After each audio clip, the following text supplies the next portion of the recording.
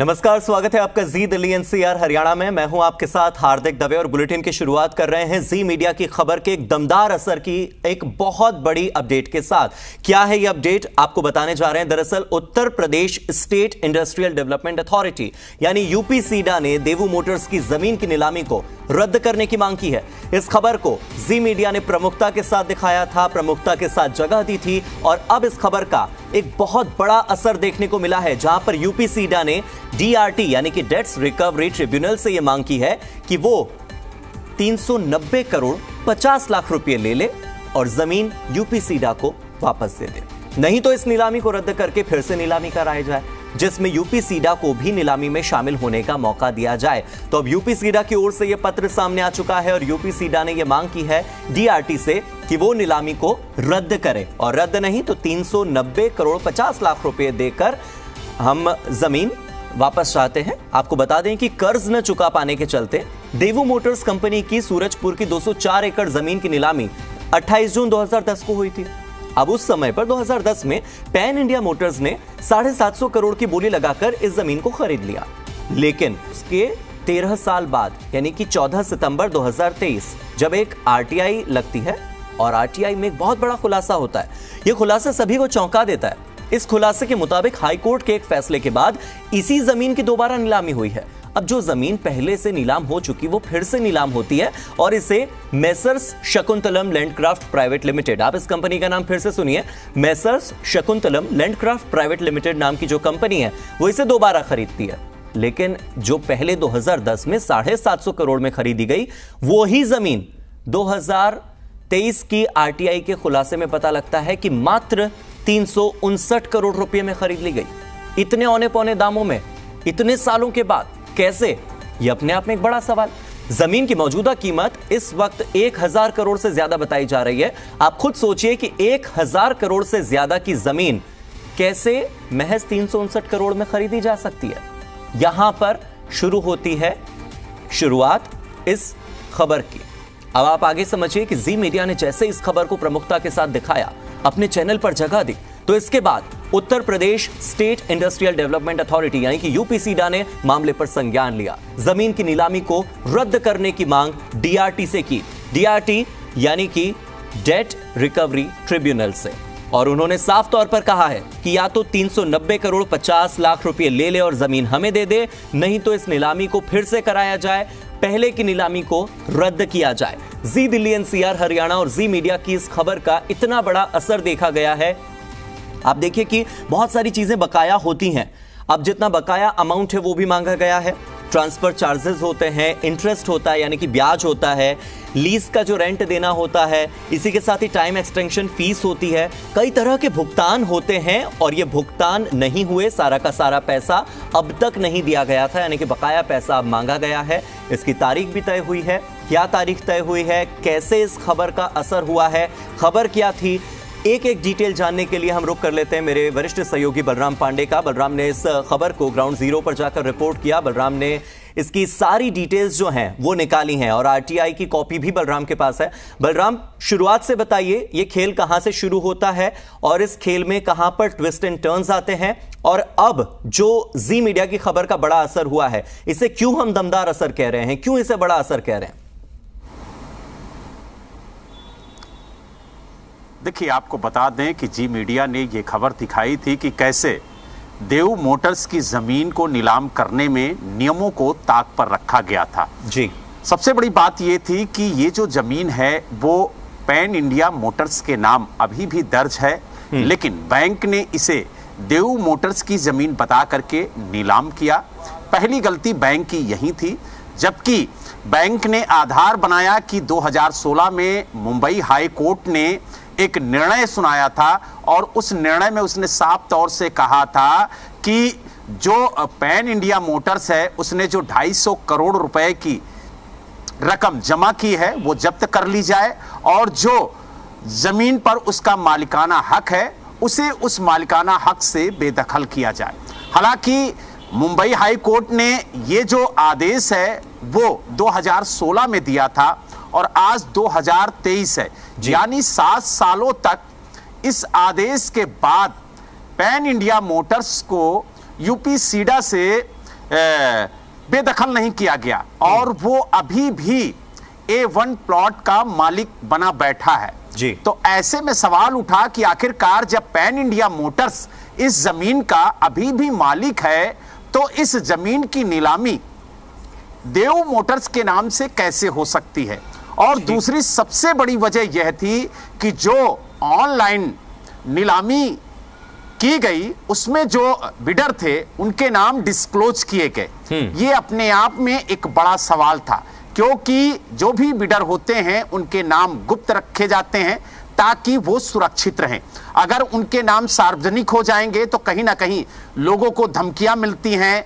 कुछ लोग ऐसे होते हैं कि जो मिल करके बोली लगाते हैं और खुद ही तय कर लेते हैं कि बोली कहां पर छोड़नी है। तो ये दोनों चीजें इस नीलामी में नजर आई। पहली तो एक बिडर को धमकी मिली, उसने बिड से अपना नाम वापस ले लिया।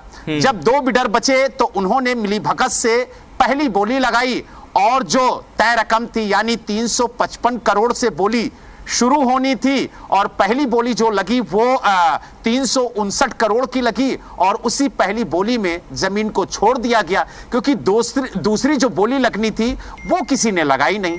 तो कहीं ना कहीं जिस तरीके से ये नीलामी हुई उसकी प्रक्रिया पर सवाल खड़े हुए और यही वजह है कि यूपीसीडा ने भी माना कि जो नीलामी की प्रक्रिया थी वो गलत थी और यूपीसीडा ने कहा कि डीआरटी को हम 390 करोड़ 50 लाख रुपए दे रहे हैं और वो जमीन हमें वापस कर दें।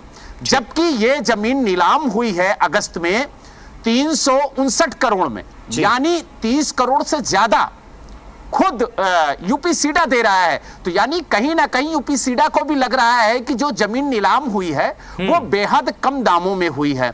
और दूसरी बात यह है कि यूपीसीडा ने पत्र लिखकर यह भी मांग की है आज कि जो ये नीलामी हुई है इसकी प्रक्रिया पर सवाल खड़े होते हैं, लिहाजा ये नीलामी रद्द की जाए और यूपीसीडा को भी नीलामी में शामिल किया जाए।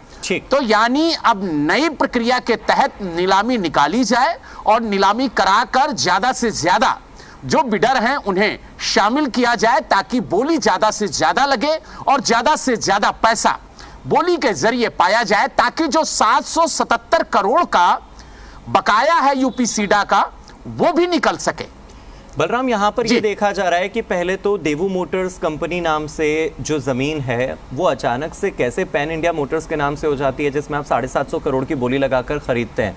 सबसे पहला सवाल तो ये कि कैसे नाम बदल गया कंपनी का जबकि उसे आप देवू मोटर्स की दिखा रहे हैं। जब आपने नीलामी कर दी तो फिर वो रजिस्टर क्यों नहीं। और दूसरी बात ये भी आसान भाषा में जो मैं समझ पा रहा हूं वो ये कि सालों पहले, मतलब तकरीबन आप देखिए 1 दशक पहले जो 750 करोड़ में जमीन बिकी है उसकी कीमत तो बढ़नी चाहिए। वो 359 करोड़ में वापस कैसे बिक सकती है और कैसे उसकी नीलामी हो सकती है। यानी कि यहां पर केवल 3 बिडर्स आते हैं, बिडर्स के नाम भी डिस्क्लोज कर दिए जाते हैं। यह अपने आप में एक बहुत बड़ा सवाल है। बिडर्स के नाम डिस्क्लोज करने के बाद उसमें भी आप ये देखिए कि ये जो लैंडक्राफ्ट प्राइवेट लिमिटेड है, मैसर शकुंतलम, ये कंपनी इतने कम दामों पर खरीद लेती है और इनकी आपस की जो मिलीभगत है उसके बारे में यूपीसीडा को पता तक नहीं लगता। तब तक जब तक आप इस स्टोरी को लेकर नहीं आते, तब तक जब तक आरटीआई से इस पूरे घपले का खुलासा नहीं होता। बिल्कुल हार्दिक, आपके एक एक सवाल का हम जवाब देंगे। जिस तरीके से देव मोटर्स को ये जमीन अलॉट हुई थी वो भी बताएंगे और किस तरीके से ये पैन इंडिया मोटर्स के नाम आई ये भी बताएंगे। सबसे पहले आपको बताएंगे कि देव मोटर्स को ये जमीन कब मिली। 1989 में ये जमीन देव मोटर्स को यूपीसीडा ने अलॉट की थी। उसके बाद देव मोटर्स ने ग्रेटर नोएडा में अपना प्लांट लगाया और आपने देखा होगा कि किस तरीके से ऑटोमोबाइल की दुनिया में देव मोटर्स ने अपना नाम कमाया। लेकिन 2001 में देव मोटर्स जो है वो दिवालिया हुई, जिसके बाद ये कंपनी कहीं ना कहीं टेक ओवर की गई और जो ग्रेटर नोएडा की प्रॉपर्टी थी उसे नीलाम किया गया और उस पर काफी ज्यादा कर्जा था देव मोटर्स का, इसीलिए बैंक ने उसे जब्त कर लिया। सबसे पहले देव मोटर्स की प्रॉपर्टी जो वहां पर एसेट्स थे उन्हें नीलाम किया गया और 2010 में पहली बार इस जमीन की नीलामी हुई, जिसमें पैन इंडिया मोटर्स ने बोली लगाई और 2010 में इस जमीन को 750 करोड़ रुपए में उसने खरीदी। 250 करोड़ रुपए उसने तुरंत 15 दिन के अंदर यूपी सीडा को जमा किए और उसके बाद जो 500 करोड़ रुपए बकाया थे उसको 1 साल में जमा करने की बात कही। हालांकि जब ये अनुबंध उसने बैंक के साथ किया तो बैंक ने कहा कि अगर 1 साल में वो बकाया रकम नहीं जमा करते हैं तो ये जो जमीन है वो पुनः वो वापस ले लेंगे। लेकिन 1 साल के अंदर पैन इंडिया मोटर्स ने वो बकाया 500 करोड़ रुपए जमा नहीं किए। यही वजह है कि बैंक ने डीआरटी को पत्र लिखा और नीलामी की जो प्रक्रिया है वो शुरू होने लगी। तब pan India Motors Mumbai high court गया और मुंबई हाई कोर्ट में जाकर के उसने ये गुहार लगाई कि हमें वक्त दिया जाए, हम पैसा जमा कर देंगे। लेकिन जब मुंबई हाई कोर्ट ने सभी दस्तावेजों को देखा, सभी पहलुओं को जाना और सभी के पक्ष को सुना, उसके बाद मुंबई हाई कोर्ट ने 2016 में एक फैसला सुनाया और कहा कि जो 250 करोड़ पैन इंडिया मोटर्स के जमा हैं उसे जब्त कर लिया जाए और पैन इंडिया मोटर्स को प्लाट संख्या A1 से बेदखल किया जाए, यानी जो उसका मालिकाना हक है उससे उसे बेदखल किया जाए। 2016 में यह आदेश आता है, उसके 250 करोड़ रुपए जब्त तो कर लिए जाते हैं लेकिन उसे मालिकाना हक से बेदखल नहीं किया जाता है। और ये साफ है हार्दिक, ये हमारे देश का कानून है कि अगर किसी जमीन पर किसी का नाम दर्ज है यानी वो उस वक्त मालिक है तो जब तक उसे मालिकाना हक से बेदखल नहीं किया जाता तब तक वो जमीन किसी और की नहीं कही जा सकती है। और यही गलती बैंक ने की। 2023 अगस्त में जब उसने तीसरी बार नीलामी की तो कहीं ना कहीं उस नीलामी के दौरान जब उसने देव मोटर्स की जमीन बताकर नीलामी की तो उस दौरान ये जो जमीन है वो पैन इंडिया मोटर्स के नाम दर्ज थी और ऐसे में 3 बिडर आते हैं और ये कहा जाता है कि इन 3 बिडर के अलावा अब कोई चौथा बिडर शामिल नहीं होगा।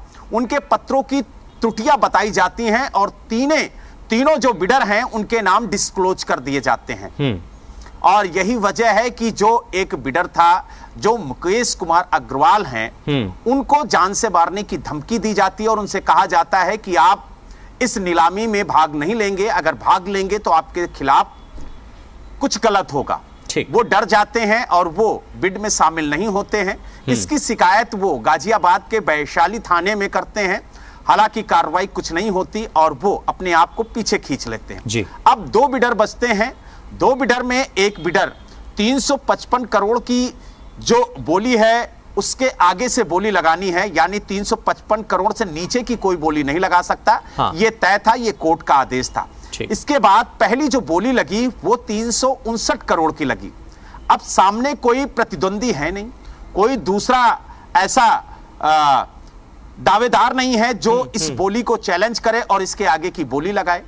इसीलिए 359 करोड़ रुपए में यह जमीन शकुंतलम इंटरप्राइजेस को दे दी गई। अब सवाल यह उठता है कि जब ऑनलाइन नीलामी होनी थी तो जो बिडर थे उनके नाम डिस्क्लोज क्यों किए गए? क्योंकि नीलामी की प्रक्रिया में जो भी बिडर होते हैं उनके नाम, उनके पते को गुप्त रखा जाता है ताकि किसी को यह ना पता चले कि कौन कौन लोग इस बिड में शामिल हैं, ताकि जो मिली भगत होती है, जो साठगांठ होती है वो ना हो सके और एक दूसरे को धमकी ना दी जा सके। यानी जो पारदर्शिता तरीके से बिड होती है वो संपन्न हो सके। लेकिन कहीं ना कहीं सारे नियमों को ताक पर रख दिया गया। यही वजह है कि हमने इस मुद्दे को उठाया और सवाल खड़े किए और यूपी सीडा ने भी माना कि कहीं ना कहीं बलराम नीलामी में नियमों को आपकी जो आपने मुझे पूरा किस्सा बताया है मैं पूरा समझा उसको और आपने बहुत ही क्लैरिटी के साथ और पारदर्शी तरीके के साथ इसे समझाया है। मैं बिल्कुल एक कहानी की तरह से सुन रहा था और मुझे पूरा समझ आ गया कि कहां कहां घपला हुआ है। लेकिन एक सवाल जो मन में आखिर में आ रहा है वो ये कि जब जमीन 750 करोड़ में पहले नीलाम हुई और उस जमीन की वर्तमान कीमत 1000 करोड़ से ऊपर चली गई तो फिर नीलामी की जो मिनिमम वैल्यू है वो 355 करोड़ कैसे हो सकती है? 355 से शुरुआत हुई ही क्यों? शुरुआत तो फिर ज्यादा से होनी चाहिए, और अगर बिडर आया भी है तो उसको मिनिमम वैल्यू कम से कम 1000 करोड़ तो होनी चाहिए, या कम से कम 750 करोड़ तो होनी चाहिए, जो आज से एक दशक पहले थी, 2010 में थी। ये 355 का आंकड़ा आया कहां से, मुझे यह समझ नहीं आ रहा।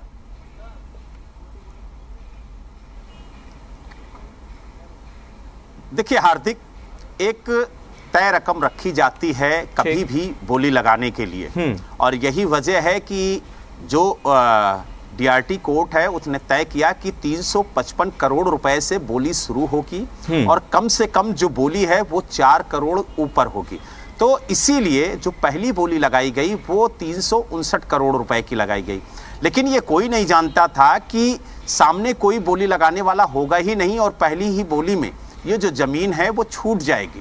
तो कहीं ना कहीं नियमों को ताक पर रखा गया, इसीलिए बोली नहीं लगी। अब जरा सोचिए, जो सवाल आपने उठाया कि 2010 में जब इस जमीन को 750 करोड़ रुपए में नीलाम किया गया, 13 साल बाद यानी 2023 में, मुश्किल से 10-15 दिन पहले इस जमीन को नीलाम किया जाता है और आधे से कम रकम में नीलाम कर दिया जाता है जी। यानी 750 करोड़ रुपए में अगर जो जमीन दी जा रही है तो 2023 में उसके रेट बढ़ने चाहिए, बिल्कुल। क्योंकि नोएडा, दिल्ली, एनसीआर की अगर हम बात करें तो यहां पर तो जमीन की जो कीमत है वो आसमान छू रहे हैं, बिल्कुल। और ऐसे में 13 साल बाद उस जमीन की कीमत आधी से भी कम हो जाती है। बिल्कुल बलराम, और अब तो यूपी सीडा खुद ये बात मान रहा है कि इसकी कीमत इतनी कम है ही नहीं। अब तो यूपी सीडा और खुद से पत्र लिखकर ये कह रहा है कि हम आपको रकम देंगे, आप जमीन लौटाइए और हमें भी आप नीलामी में शामिल होने दीजिए। यानी कि अब जो पहले जितनी नीलामी हुई है वो सारी असंवैधानिक तरीके से हुई। पहली नीलामी में कुछ गलतियां बरती गई और पैन इंडिया मोटर्स जो है वो रकम नहीं चुका पाया, और दूसरी नीलामी जो हुई है वो पूरी घपलेबाजी के साथ हुई है, और दोनों ही नीलामियों को रद्द करके एक नई नीलामी की जाए। ये एक बहुत बड़ा असर है हमारी खबर का। बहुत बहुत शुक्रिया बलराम आपका इस जानकारी के लिए और डिटेल में एक एक बात हमारे दर्शकों को समझाने के लिए।